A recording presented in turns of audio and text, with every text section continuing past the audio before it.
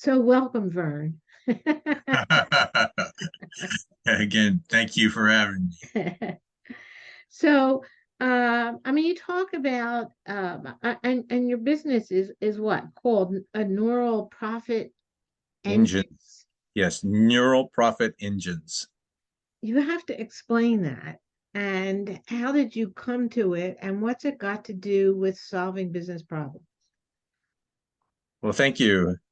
I developed the idea because I was caught flat-footed during the pandemic, and I had to completely reorganize my company to prepare for the future. And I decided that the most important thing was to organize it in such a way that it could endure chaos, um, Ah, disruptive, the disruptive business environment.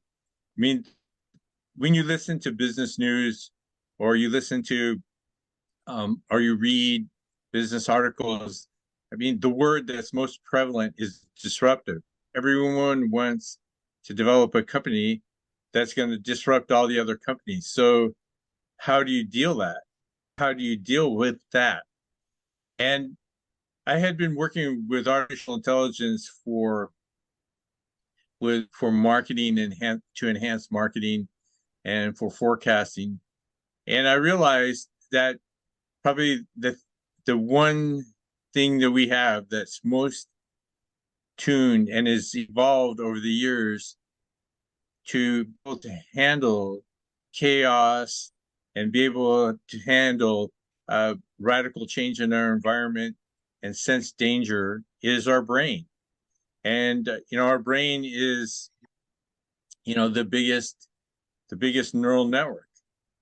And I realized that in addition to this, the neural model can be actually expanded to many different areas. So what I want to first explain what is neural, and then what I mean by a neural engine, and then explain how a company can utilize these concepts for profitability. But and how to actually design. I actually go into actually designing a company for profitability, and that's actually what dovetails nicely with your area, because what they found is that organizations who are organized to take advantage of structures, the most valuable part of that structure is a set of people who can collaborate and work together and have soft skills and have strong relationships. so then I could go in there and give them a speech and some workshops on how to work together smoothly. Yeah, exactly. I mean, it's perfect. We could actually work on some papers together on organizing, what it takes to organize in a neural fashion, and then what it takes to implement it by training people to collaborate and develop the relationships Awesome. that and the trust. So, uh, yeah, and it basically starts with make sure I'm pointing to the right area with the neurons, which is up here. Yes, I that's put right. it in my background so I don't have to change slides. um, and neurons are actually basically oops, neurons are actually our brain is actually a system of neurons, a giant network. Our brain is the biggest neural network there is. There's just millions, billions, maybe trillions of connections, and so it functions.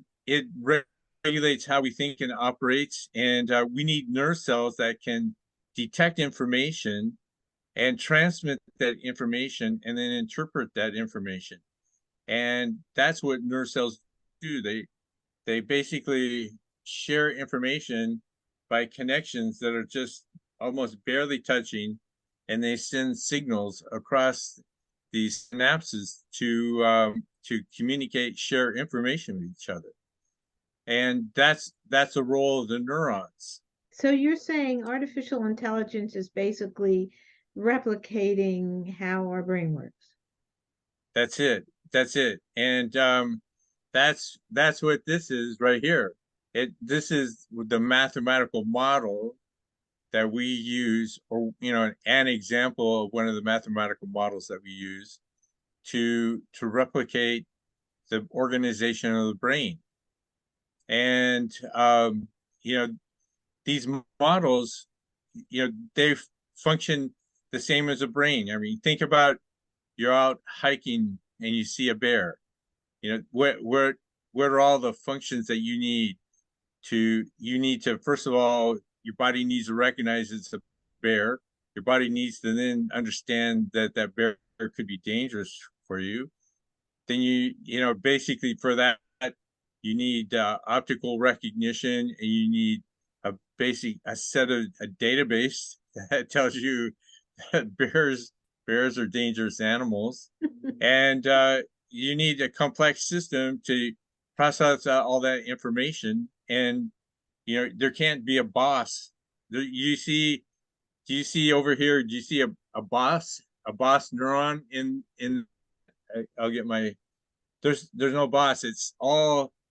It's like Boss communist type meaning like the system. boss of a Everyone's company. You mean boss meaning like yeah leader of all the other people. You're yeah saying or as that these are all there's equal. yeah and uh, and they're working by collaborating together rather than sending all the information to Oh, one decision maker who then disperses the information back down. okay. So that's basically, that's a function of the neural network, and it functions for danger recognition and image detection, perception, interpretation, language, and it even in the most powerful models that they've been developing since 2016, we're even seeing intuition, creativity, and independent thinking coming out of these models, like that.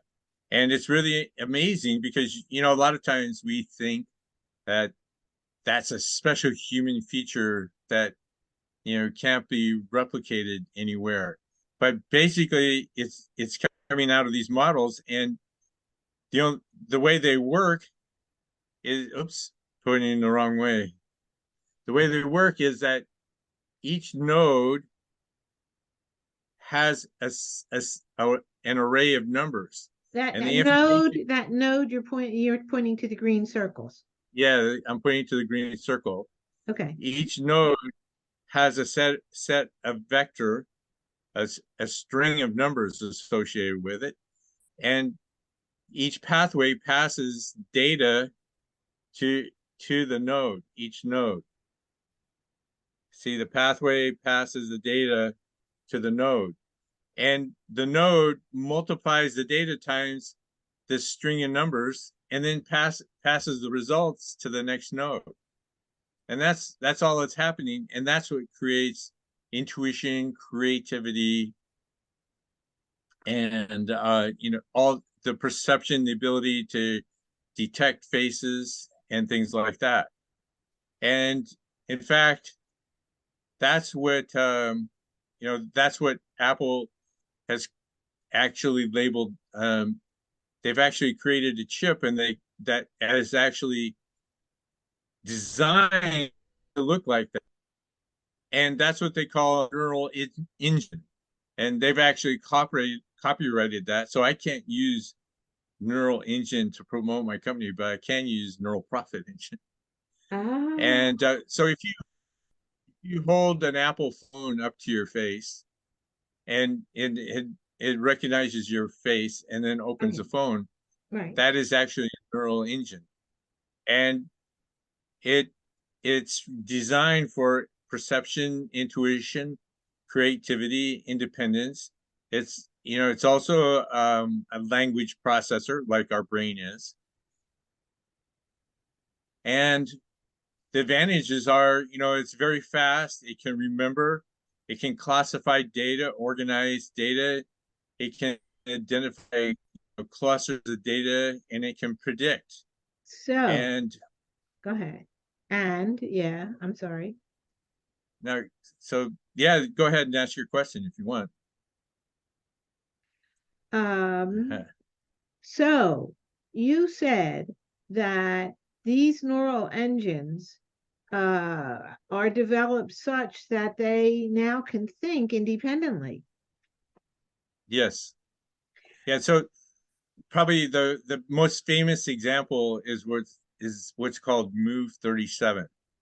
And this was really the first time that that kind of thinking, or mental processing, was first developed or first observed in a machine, a computer program. And Move 37 occurred at a game of Go. So Go is the Chinese board game that has, little black and white stones they place all over the board game.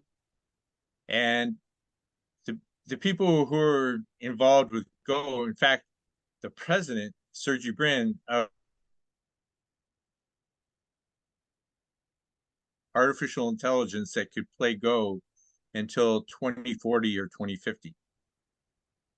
But he bought this company called DeepMind, or Google bought the company called DeepMind, and DeepMind had a group that felt it could happen. And so Sergey Brin and Google let them go ahead with, that challenge. And they developed a program called AlphaGo, and it got, in 3 or 4 years, it became so good just from playing humans that they were able to challenge they call him the Roger Federer of Go, because he won something like 18 championships. And to everyone's surprise, AlphaGo won the first game. And then the second game, the human was winning. And he kind of had AlphaGo cornered. And so he felt pretty confident, went out. I guess you have 15 minutes for each move. So he went out to smoke a cigarette. And he came back, and AlphaGo had put in this Move 37. And what was significant about Move 37 was, for somehow they've recorded all the major moves that every human has done in Go. And this Move 37, had never ever been seen in the history of human play in Go. It was the first time it was ever moved. And when these games of Go, they have a broadcaster. It's like sort of like the Super Bowl. They have commentators who comment on each move and what's going on with the move, right? And the people commenting on the game, they said that the guy that was moving the piece based on the instructions from Alpha had to have made a mistake. There's no way that he could have made that move. But they checked it, and he had placed the stone exactly where AlphaGo said the stone should be placed. And that move was so disruptive, it shook. Lee Sedol was the player that was playing the game. He was one that was considered to be the Roger Federer Right. of Go. And it turned the game around completely, and AlphaGo went on to win the game, and that move turned the game around. So in order to play Go, you have to have intuition, because you can't. It's not like chess where you can pretty much memorize a million moves and be able to put together a database. There's just too many moves in Go. So AlphaGo exhibited intuition, independent thinking, and creativity. And from there, it's just developed. And now they even play game. AlphaGo plays. They actually have a new one called Alpha StarCraft or something, and it plays the games like, they pay these guys earning millions of dollars now to play the gamers, they have these special chairs and they have these big things, like $30,000 computers, and they play StarCraft and other games against each. And so this Alpha, the sister or brother of AlphaGo who plays StarCraft, they all want to play. They don't want to play each other anymore. They want to play Alpha, this artificial intelligence implementation of StarCraft, because it helps them beat other humans. So yeah, it's So, so um, that, so I had another question, and then you just said something that because my question was, people will be upset that a machine can think, it can outthink us or something. On the other hand, you just said how they use that is that the humans played with the machine in order to best their game even better. So you're setting me up like crazy. Here's my next slide. How collaboration. Yeah, that's exact. We're in tune, Merrill. Merrill. They found that I don't think humans should. I think that if you don't want to accept AI and you want to try to ignore it, then you should worry. You're probably not going. Young people who have that attitude probably aren't going to have a very high paying job in the future. But what they're finding actually is the greatest strides in profitability in companies, the greatest strides in medicine, the greatest strides in any of these sciences has come where people learn how to collaborate with AI. And for instance, they found that doctors are, about 94% accurate on average. They did this study where they had these doctors read various x-rays and other types of diagnoses, and the doctors were 94% accurate, whereas AI was only 93% accurate, 1% less. But when the doctors work effectively with AI, they were 99% accurate. So, we're really seeing that's the real key, is humans, learning to use AI. And you're seeing that a lot now with GPT and GPT-4. And, you that, have to tell people about that yeah, because so, everybody doesn't know. yeah, so Chat GPT or GPT-4 is kind of like it's like a human you talk to, or you ask it questions, you type into it.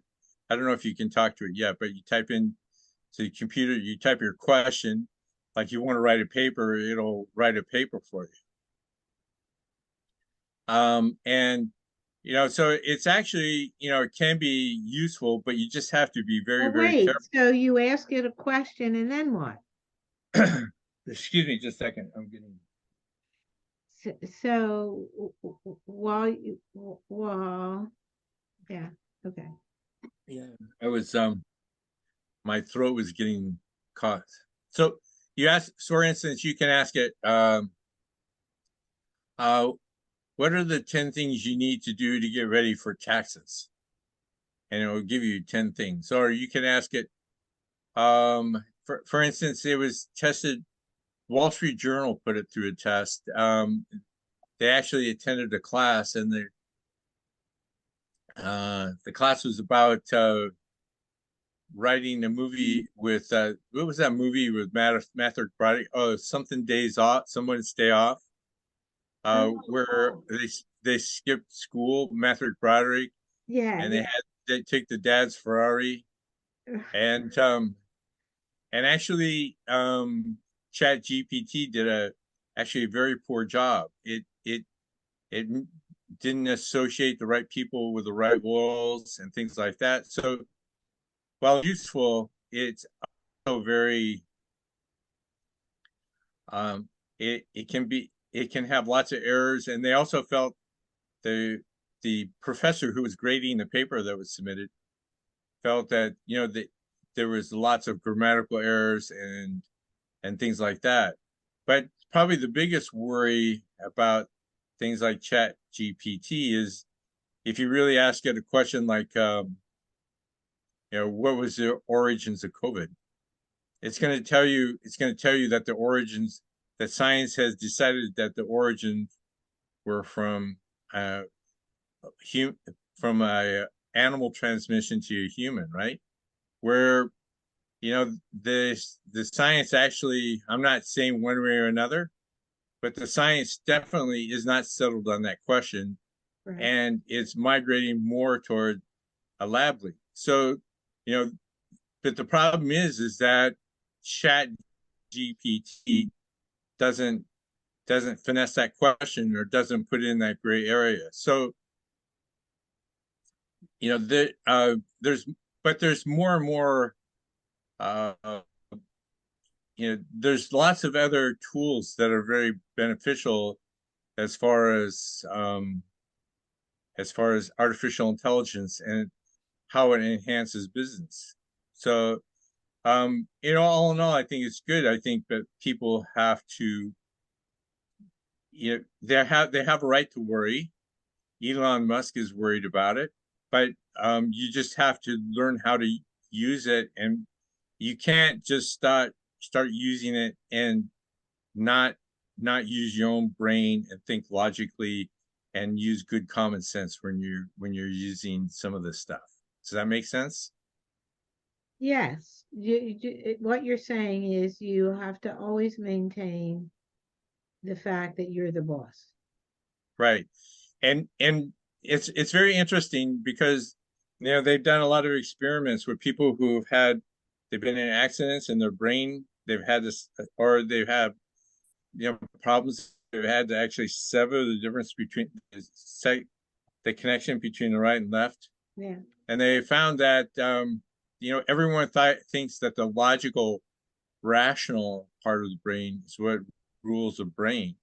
But what they found from this experiment is it's actually the feeling, the non-logical part of the brain that is the best at helping you make the right decisions and make sense of what's going on with your logical part of the brain.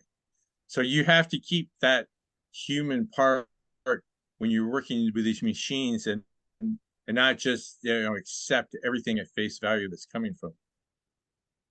Like you're saying, like use your intuition, Right.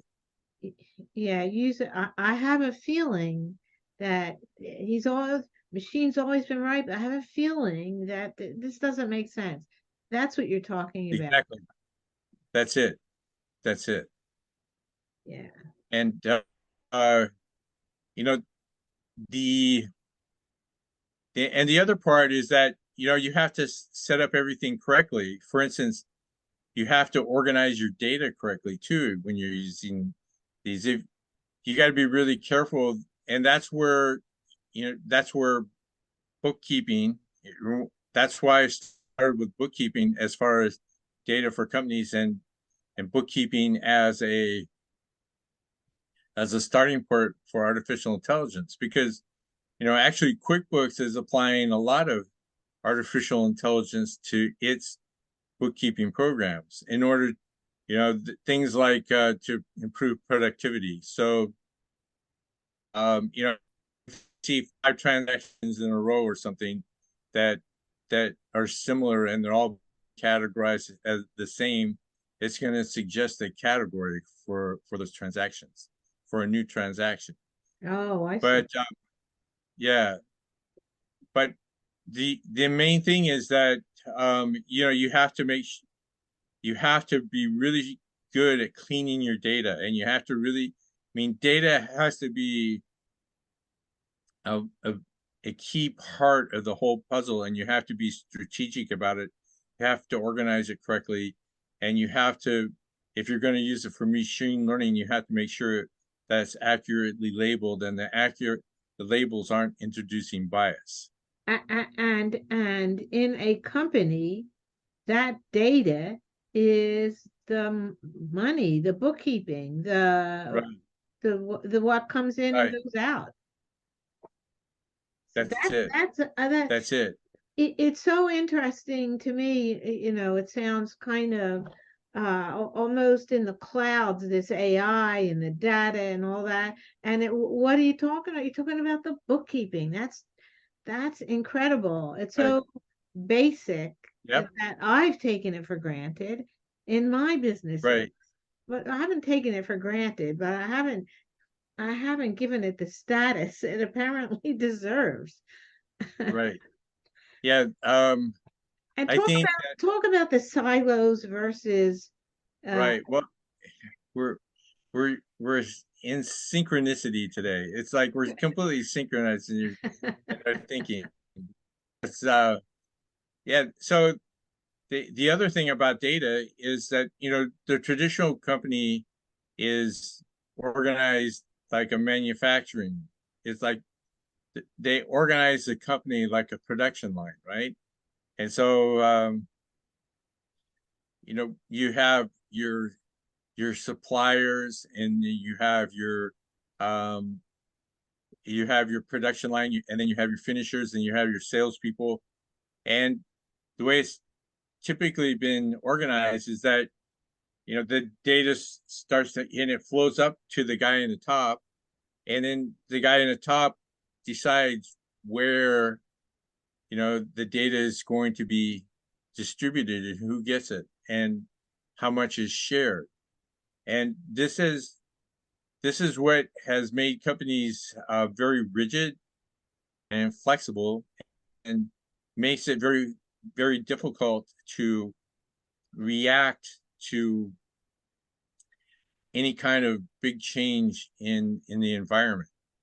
And when you think about some of the big changes, yeah, I think Netflix is one. I mean, we all remember, the old Hollywood videos, and then where you would go in and you would actually rent a DVD and then bring it back the next day. And that's what Netflix did, was in the same business, only they mailed it to you. And Netflix was the only one who really pivoted fast with data streaming and converted the business from renting DVDs to actually streaming and then actually producing content. And this is because Netflix was one of the first people to realize that almost all companies in the future are going to be data companies. So for instance, everyone thinks that, for instance, that Tesla is a car company. But everyone's trying to understand, when Tesla only sells a quarter or a third of the cars that GM does, why investors put a value that's 4 times the value of GM on Tesla. Well, that's because Tesla understood a long time ago that the companies of the future are going to all be data companies. I mean, a person who had a catering business, they're going to be a data business. They're going it's the data and their ability to handle it is going to govern where they go. And in order to handle that, they need to reorganize and rethink about the way they're doing it. The way they're gathering information, the way they're storing information, and they need to be able to. That's why I use the term a neural company.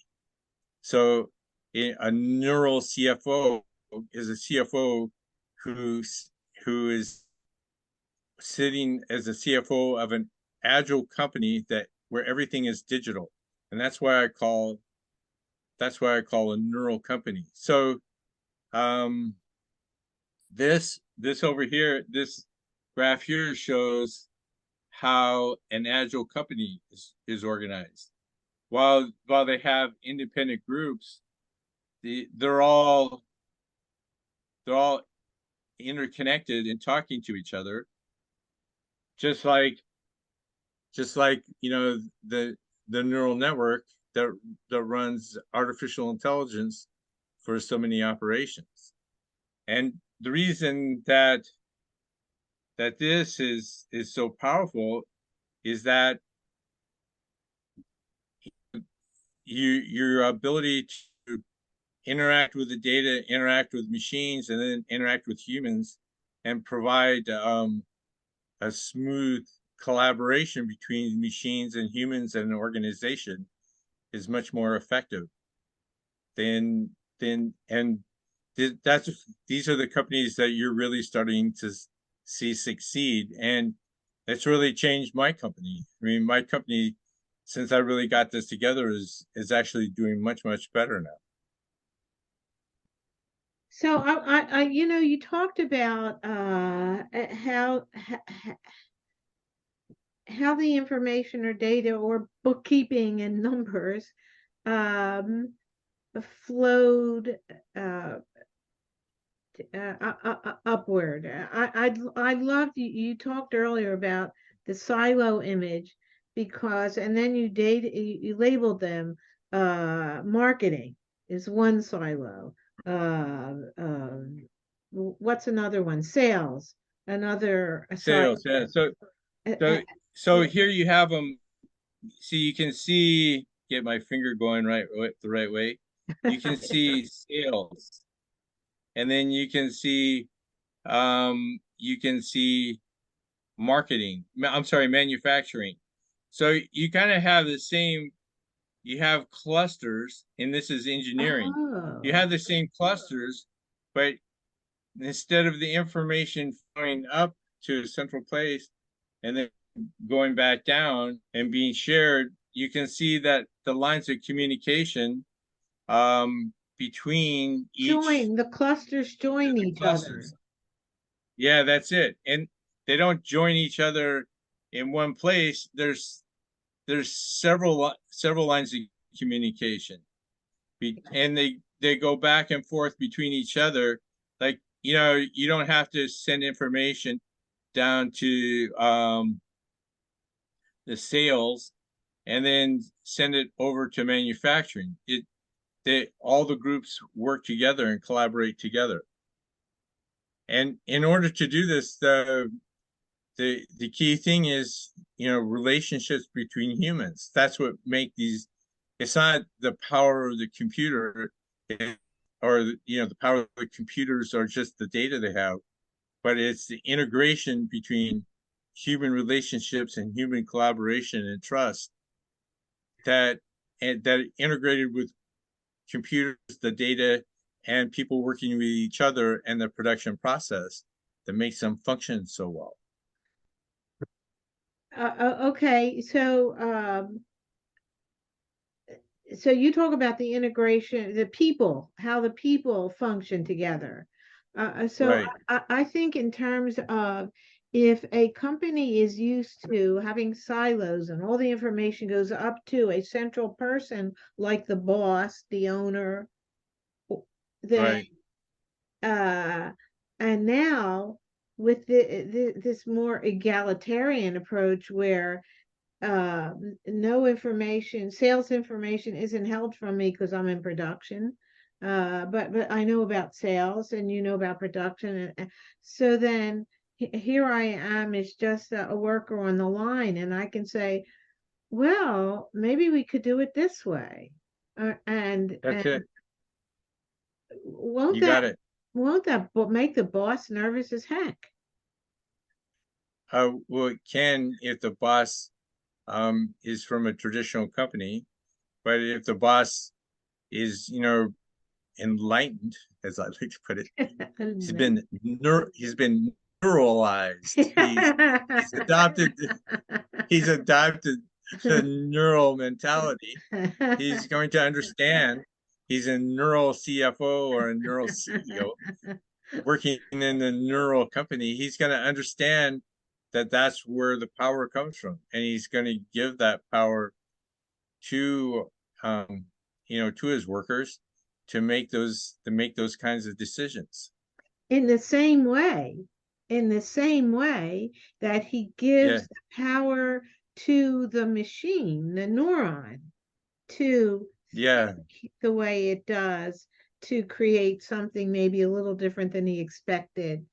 So he's giving trust to the machine and the people.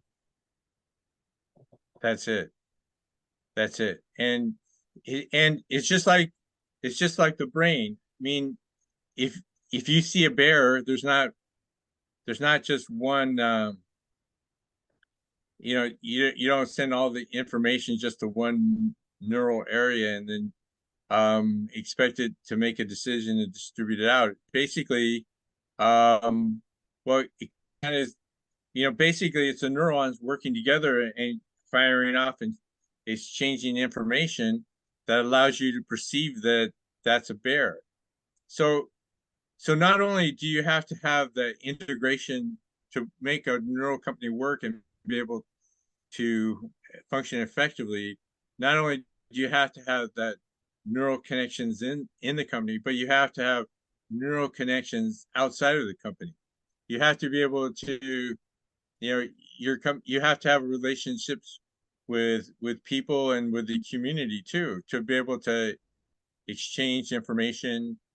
And actually you're seeing this much more now, where rather than looking at people as, competitor where you don't share information, people are sharing much more information and having confidence in their ability to, the reason people will hire them is because they need their skills in their service rather than that they're going to try to copy them.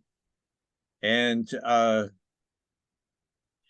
but also, that kind of link to the community, using the neural properties of the computer and its ability to gather information and being able to interface with that as a human is, how you're going to detect danger. Would now be a good time for my barometer story Go for it. in the fishing. Yeah, so I took my mom fly fishing, right, in the Grand Canyon, and many people realize that out in the northeastern corner of Arizona in the Grand Canyon is some of the greatest fly fishing, because they've got this dam that releases the water from the bottom. And we're out there with a guide, Kerry, and with my mom, and it was just the most amazing day. It was clear, still, there was hardly any wind. It was sunny, and it was the most beautiful fly fishing scene I'd ever been in. You had these beautiful blue clear skies with no pollution, and we were in the part of the Grand Canyon that has the Navajo sandstone, which is like the salmon pink and pastel oranges, all sorts of colors. And then because the water was so clear that the sun was able to penetrate it, and there was, really bright green plants growing in the bottom of the river. So here you had this bright green ribbon of water running through these orange and pink and kind of yellowish and reddish sandstone cliffs and the blue sky. And not only that, but we were catching fish. I mean, they were like little torpedoes. They weren't even little. They were like, dolphins or torpedoes, these trout, and they fought like crazy. And it was just the best fishing day ever. And we just finished lunch and we went back out fishing. And all of a sudden, Terry comes up to me and said, we have to leave now. And so I said, what? He goes, look, I carry a barometer, and my barometer on my watch just dropped like crazy. I've only seen that happen one time before. And when that happened, a man actually died trying to get through the canyon. So, you need to get in the boat now, get your mom in the boat, strap your mom down, and tie yourself, use your seatbelt, and we need to get out of here right away. And I thought he was crazy because there was no wind where we were. It was perfectly calm. It was a beautiful day. But we got in the boat, and sure enough, we turned the corner in the canyon, and all hell broke loose. I mean, we had wind coming up probably 40 miles an hour, right in our faces, and it was actually blowing 2 foot waves up the river. And my poor mom, I had to sit in front of her, and she was screaming and she was choking from the water, and we were just hitting these waves and pounding through. And luckily, our guide had this watch and knew about, to look at the barometer, because when we got through, we looked back and he said, check that out. And there was like a whirlwind, a tornado coming down the cliffs. And said we call those horizontal tornadoes. And the water, we just made it through with like 2 minutes to spare, because the water was just completely chewed up. So the idea is, I want to develop that barometer. I want people to have their system to function like that barometer and the guide's watch, to be able to understand, when things are changing ahead of time, and be able to anticipate the change, because that's the key to surviving chaos and surviving a disruptive business environment. So that's another key aspect of these systems, is being able to have the discipline. And you're talking about, people think about it in terms of, you know, upper level science, but when it comes to implementing it, the really important thing is to have a disciplined ground level game that's functioning, and having your data together. Of course, you could easily have said, "Oh, Guy, you're just being ridiculous. It's beautiful." Right, And so, right. And so he was never going again, to allow that. the trust. You had Yeah, to that's trust it. him. That's it. We had to trust him. So trust, collaboration, information. It flows, and it's a key ingredient to surviving. The discipline to just completely set your company up and and process everything. To prepare for the day of chaos, and have all your ducks in a row, and make sure you're tagging them for all your information, your data is clean, and everyone's working together, and that everyone trusts each other. That's the key to surviving chaos and surviving disruption. And it's the companies that are able to survive those tough times and then keep on to the good times that actually end up making a lot of money. Look at That's Tesla. yeah. Go ahead. Look at Tesla. I mean, it almost went bankrupt and it was able to survive. Yeah. And there's a great story about FedEx. FedEx, there was a certain point, like in 2000 or something, or 1995, when they were going to go bankrupt. And the owner actually went to Las Vegas and gambled and won a bunch of money, and that's how the company survived. But the main point is that, all companies, a lot of the major companies, have gone through a point where they almost don't make it, and there's a special, they have the skills to make it through the tough parts, the tough times, to be able to make money during the good times. I'm going to get some water again real quick. So while you're getting water, that is very high level. You think even higher level than all the neural stuff that AI has brought to us. It is requiring of us to have that much higher level of emotional, psychic Intelligence, yep. strength in, using our brain and trusting the parts of our Right. environment that will lead us through the chaos, and chaos Yep. meaning another pandemic or something. Right.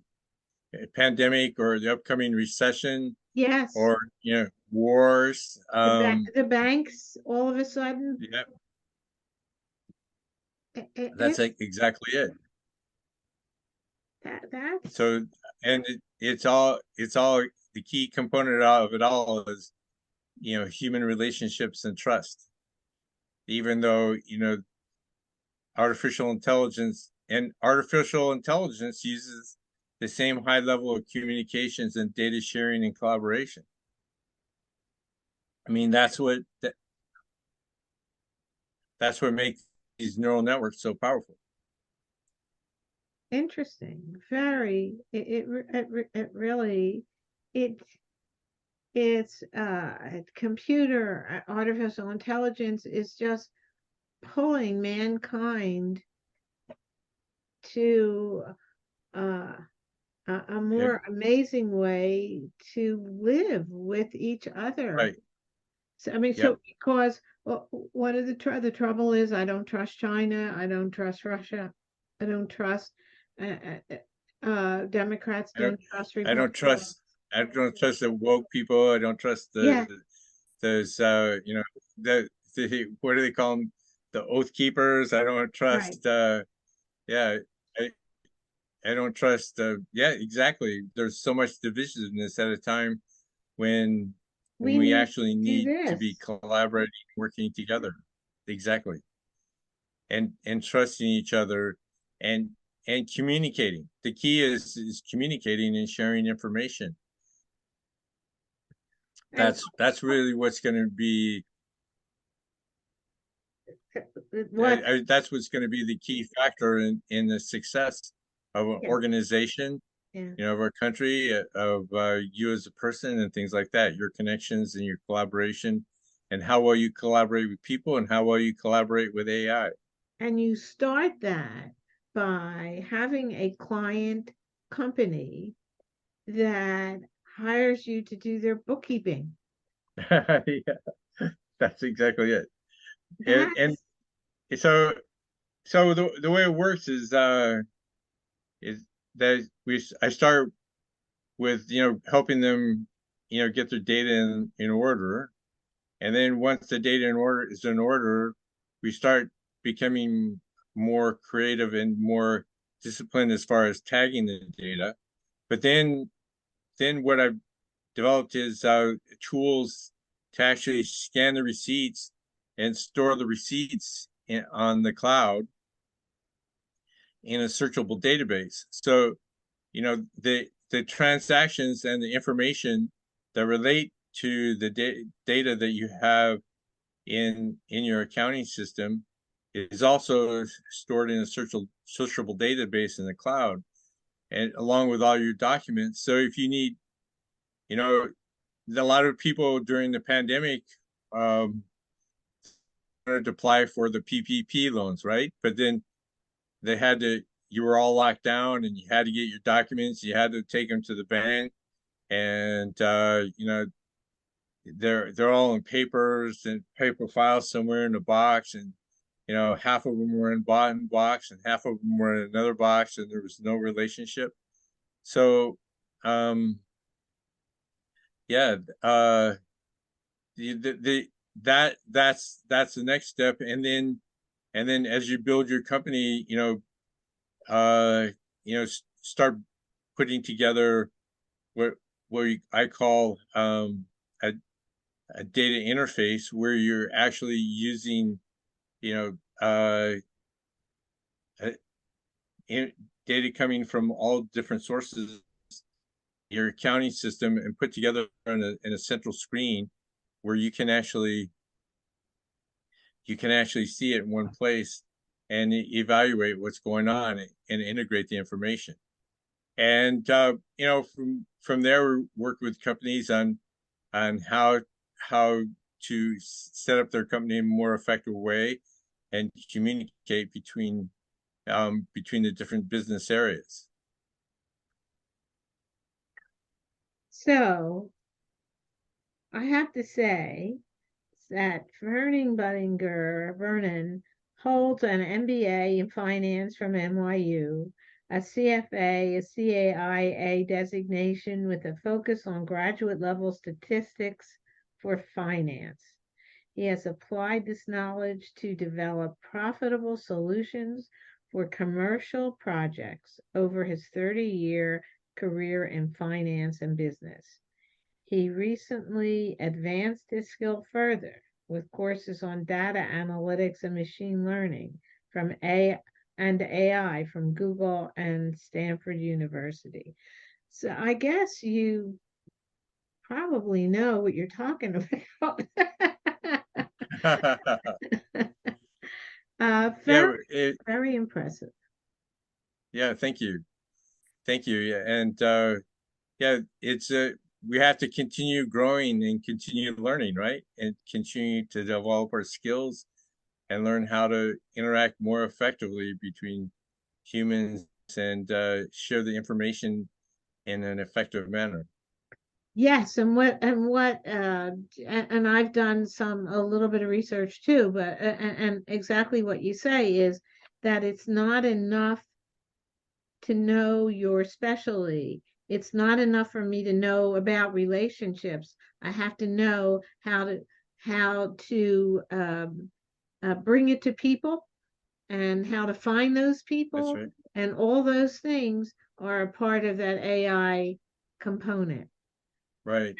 And The interfaces with AI, and AI can help you with it too. yeah, yeah, that's uh, it could be overwhelming, but it's also exciting. That's it. It is very forward looking. It is a new way that can, if you get over if you allow yourself to push yourself to learn this stuff, will just it doesn't just push one person, it pushes all of us. Yep, I agree. I agree completely. Exciting, exciting. Have we left anything out? Is there something You know, more? I think you know, we've covered it quite a bit. I think those are the key components, and thank you so much for giving me the time to talk. And I'd be interested in exploring this relationship collaboration interface between AI and people, and with you, and see what people relationships and building people relationships has to do with building relationships with Yeah, machines, and yeah, how relationships with machines and relationships with people help you to collaborate better and function more effectively in your job or in society, yeah, in the yeah, economy. yeah. Yeah, me too. Sounds very exciting. So this Right. this apparently is not our last conversation. Yeah, I think so. I think we're going to be talking quite a bit, Merle. So, but we are on a podcast now, and we're just about signing off. So I want to thank everybody for listening to Merle's Pearls of Business Wisdom with me, your host, Merle M. Singer, the relationship miracle worker, who's going to be working more miracles with Vern. You can find this episode and all past episodes. Well, you can find it on my website, relationshipmiracleworker.com slash podcast. But you can go on Spotify, Apple Podcasts, Amazon Music, all your favorite podcast platforms. And if you're listening to it, it's probably April 6th and any time thereafter. So thank you all for listening. Thank you, Vern. This is fascinating. And Thank you. bye, everybody.